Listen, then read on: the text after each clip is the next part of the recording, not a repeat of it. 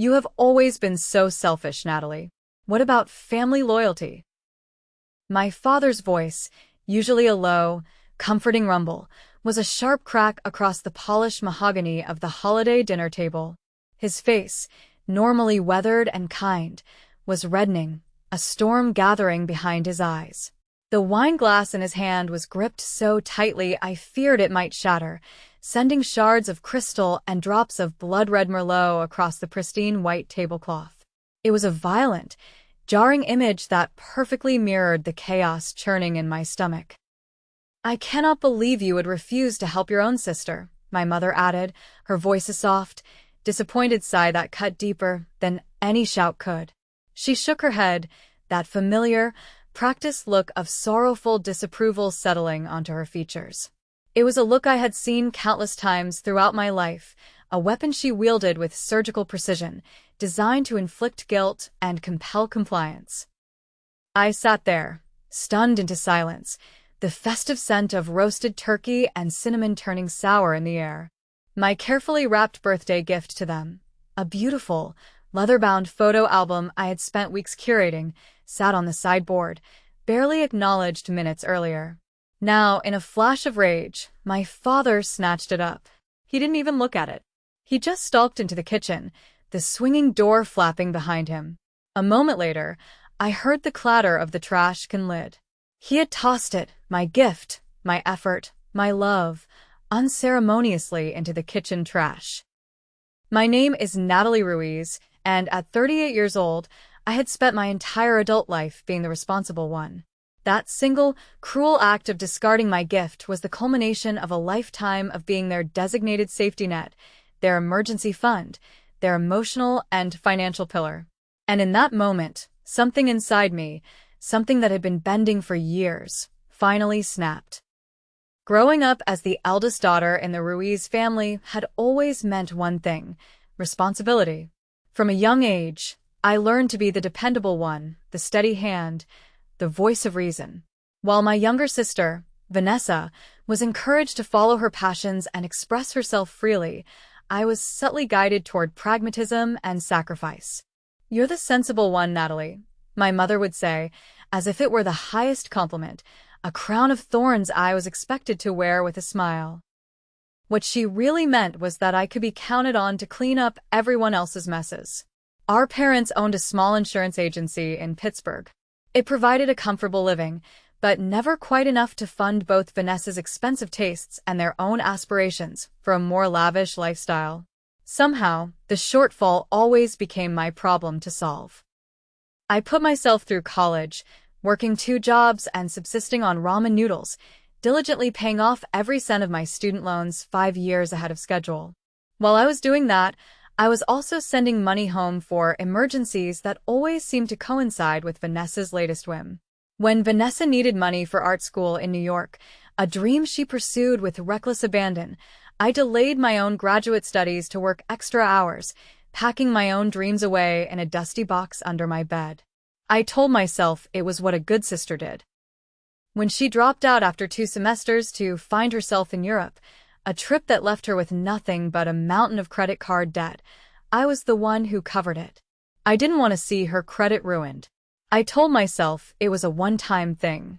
When our parents wanted to renovate their kitchen, a sleek, modern affair with granite countertops and stainless steel appliances they had seen in a magazine, I contributed a significant portion of my savings. I told myself it was a gift, a way of showing my gratitude. The pattern continued into adulthood. While I built my career as a financial analyst at Gravora Group, a prestigious firm downtown, carefully saving and investing, Vanessa bounced between creative endeavors that inevitably ended in financial disaster. First, it was the photography studio, complete with high-end equipment that ended up collecting dust in a rented space she could no longer afford. Then came the handcrafted jewelry line, which produced beautiful pieces but had no viable business plan. Finally, there was the boutique clothing store, the one that was now bleeding them dry. All of these ventures were funded with a mixture of my parents' dwindling savings and, of course, generous loans from me. Loans that were never spoken of again once the business collapsed. Yet somehow, in the family mythology, Vanessa was the brave dreamer, the artist, while I was just boring, reliable Natalie with her spreadsheets and her emergency fund. The one who always said yes. 7 years ago, when our parents decided to purchase their dream home, a sprawling Victorian in an upscale neighborhood they couldn't actually afford, they came to me. Their credit wasn't strong enough, their income not quite sufficient. They approached me with earnest expressions and those familiar, cloying appeals to family loyalty. "The bank needs a guarantor, Natty," my father had explained, sliding the paperwork across my modest kitchen table, a stark contrast to the grandeur of the house they were planning to buy. "Just a formality, really. We'll make every payment, you know that." I had hesitated then, a knot of unease tightening in my chest. I sensed the weight of the commitment, the long shadow it would cast over my own financial future. But ultimately, I signed. After all, they were my parents. They had raised me, supported me in their way, and they promised, with tears in my mother's eyes, that this would be the last time they needed my help. It wasn't. Each year brought new emergencies that required my financial intervention, and each time I told myself it would be the final time. Each time I was wrong. The breaking point came gradually, then suddenly, like bankruptcy, as Hemingway might say. Small resentments accumulated, the forgotten birthdays, the dismissive comments about my career, the way they celebrated Vanessa's smallest achievements while taking my stability for granted. But I never expected the holiday dinner to become the final straw. The request from my parents had been breathtaking in its audacity: sell my home. The one thing I had worked tirelessly to achieve on my own, to bail out Vanessa's failed boutique, her third failed business in 5 years. When I gently but firmly declined, explaining that I couldn't sacrifice my own financial security, I became the villain of the family narrative once again. Somehow, standing up for myself made me ungrateful in their eyes.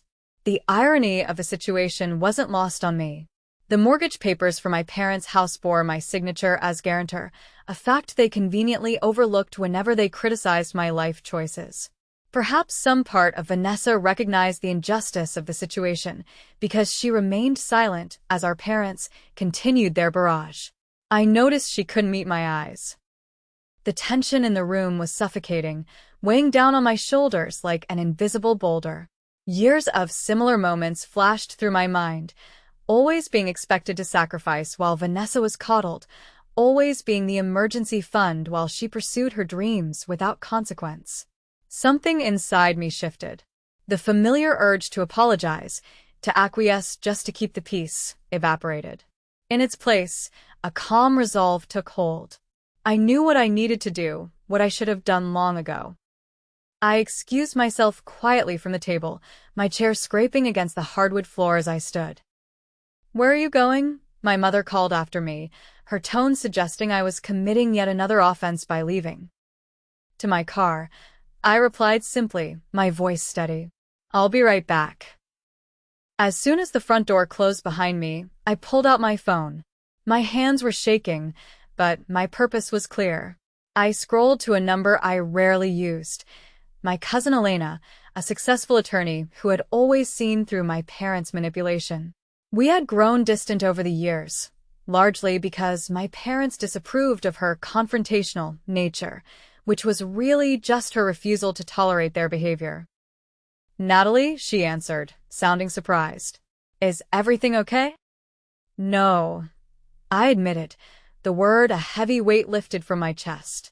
"But I'm hoping you can help me make it right." Over the next hour, sitting in the cold darkness of my car while the hollow sounds of my family's laughter drifted from the house, I explained everything. The mortgage, the holiday dinner, the attempted manipulation, and now the false accusations and Jason's involvement. Elena listened without interruption, and when I finished, her response was immediate and decisive. "Send me everything you have, Natalie. And Natalie, it's about time you stood up to them."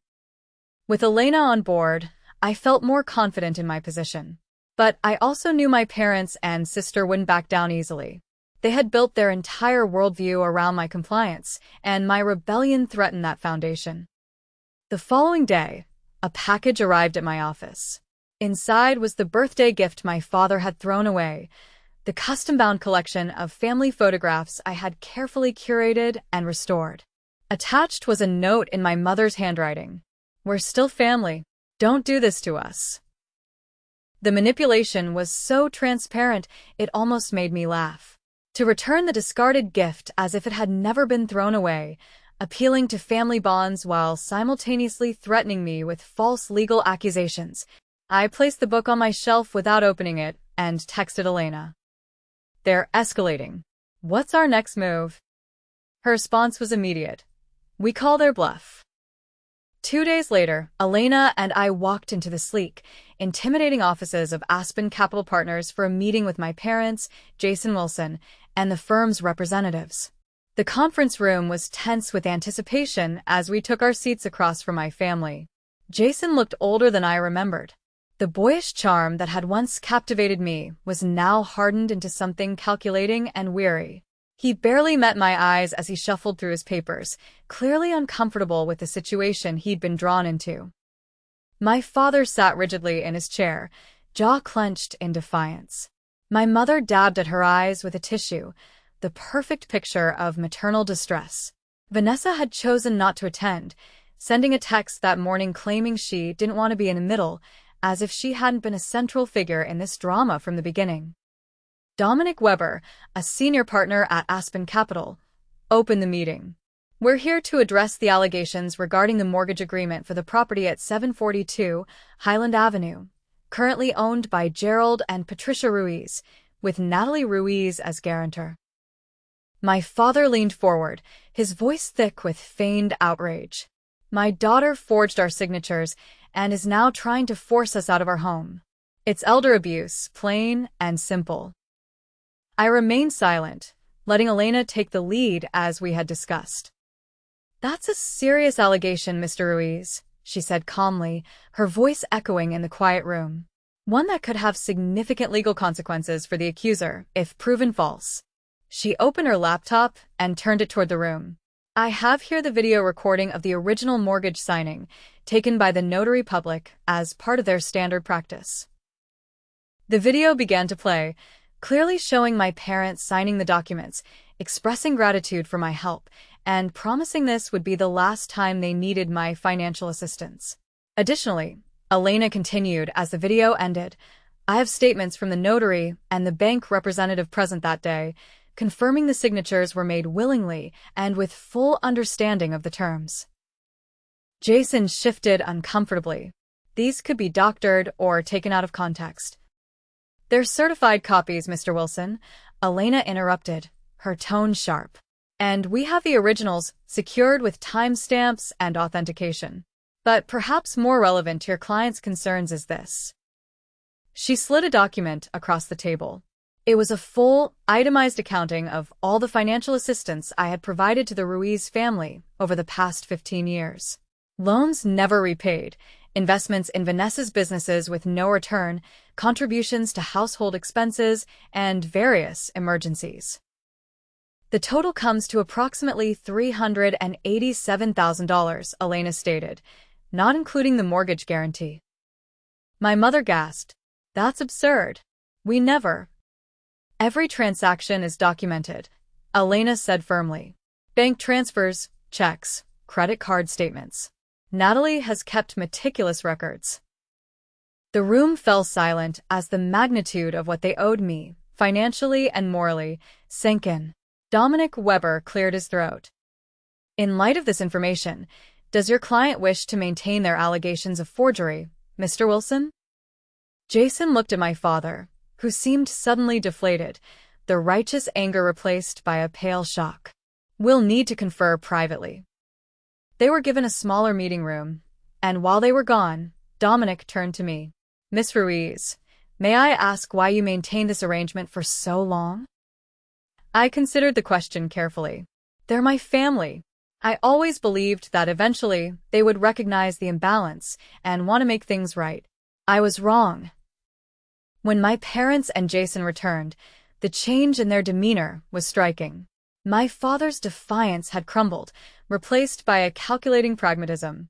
My mother's theatrical emotions had been replaced by a careful restraint. "We're prepared to withdraw our allegations," Jason announced, "and to discuss refinancing options for the mortgage."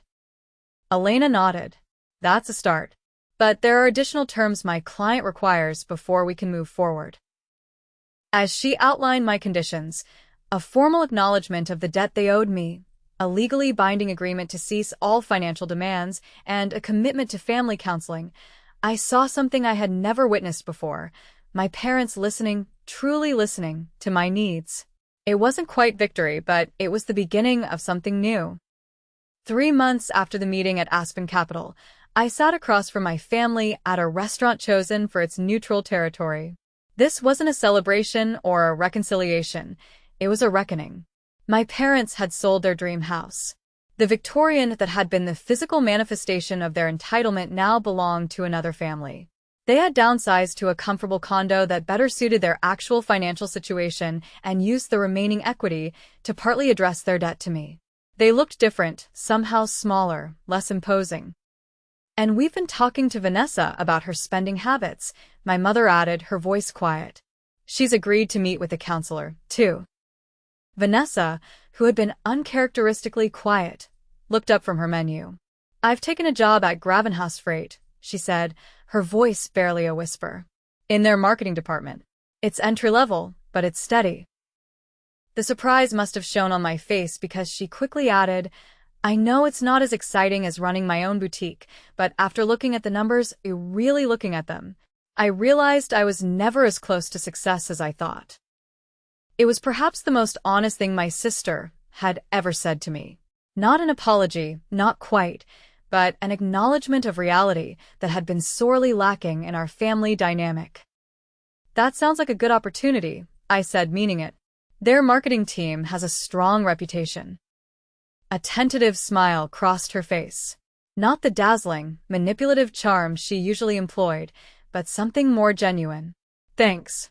I'm trying." The changes in my family didn't happen overnight, and they weren't without setbacks. There were still tense phone calls, still moments when old patterns threatened to reassert themselves. My mother still occasionally hinted at financial emergencies that turned out to be wants rather than needs. My father still struggled with seeing me as an autonomous adult rather than an extension of their financial resources. But the difference was that now there were consequences for crossing my boundaries. When they pushed too hard, I would simply end the conversation and enforce a cooling-off period. No drama, no arguments, just consistent reinforcement that the old dynamics were no longer acceptable. Elena remained a steady presence in my life, helping me navigate the complex emotions of reconstructing my family relationships on healthier terms. "It's like rehabilitation after an injury," she said during one of our regular lunch meetings. "There will be pain, there will be resistance, but if you stick with the program, eventually there's healing." At work, the changes in my personal life translated to professional growth. Freed from the constant drain on my emotional and financial resources, I found myself taking risks I would have previously avoided. I applied for a senior position that opened up at Gravora Group and was selected from a competitive field of candidates. "Your presentation showed a confidence we haven't seen from you before," my new director told me after the announcement. "Whatever changed in the past few months, it suits you." What had changed was fundamental. I had reclaimed my power, my resources, and my right to prioritize my own well-being. The weight I had carried for so long hadn't just been financial. It had been the crushing burden of being needed but never valued, of giving without receiving, of love conditioned on sacrifice. The most surprising revelation came from Vanessa during a coffee meeting, just the two of us.